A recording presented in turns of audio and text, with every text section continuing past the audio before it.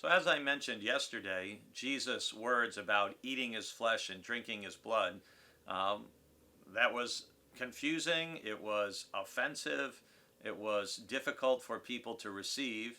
And that was true not only for those who had not yet come to trust and believe in Jesus, it was true even for his own disciples.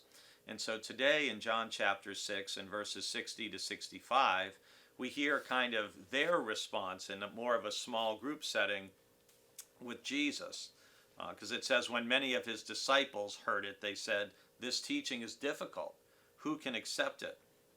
And our verse for the day is verse 63, when Jesus says, "It is the Spirit that gives life. The flesh is useless. The words that I have spoken to you are spirit and life." And part of what Jesus is saying in these verses is that, first of all, it's really these truths he's sharing in John chapter 6 are discernible by faith, which comes to us from God as a gift. Some people are able to hear and understand and comprehend what Jesus is saying about himself and what he's offering. Other people, because of where they're at, their preconceived notions, their lack of openness, their inability to trust, just cannot hear and receive or grasp what Jesus is saying. But this phrase, "it is the Spirit that gives life and the flesh is useless," is a way of saying that the gospel of Christ is a spiritual reality. And this is something that Paul will write about in Romans chapter 7.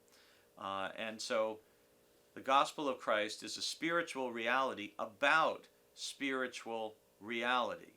And again, that sounds a little circular, but that's the way John's gospel so often communicates and works. If we try to understand Jesus only from a physical point of view or a rational point of view, we're just not going to be able to grasp him and who he is and what he's offering and all his fullness. Because we need spiritual eyes and spiritual ears to see and to hear spiritual realities. And so Jesus says at the end of this section in verse 65, "For this reason I have told you that no one can come to me unless it is granted by the Father." Now, for those of you who are participating or participated in small groups already this week, one of the things I encouraged you to do was to look for repeated words and phrases in this chapter, because repeated words and phrases are always important clues. And the words spirit, life, and come to me are all repeated frequently in John chapter 6. And it's an invitation to remember, we need to see Jesus through spiritual eyes. We need to come to him of our own volition.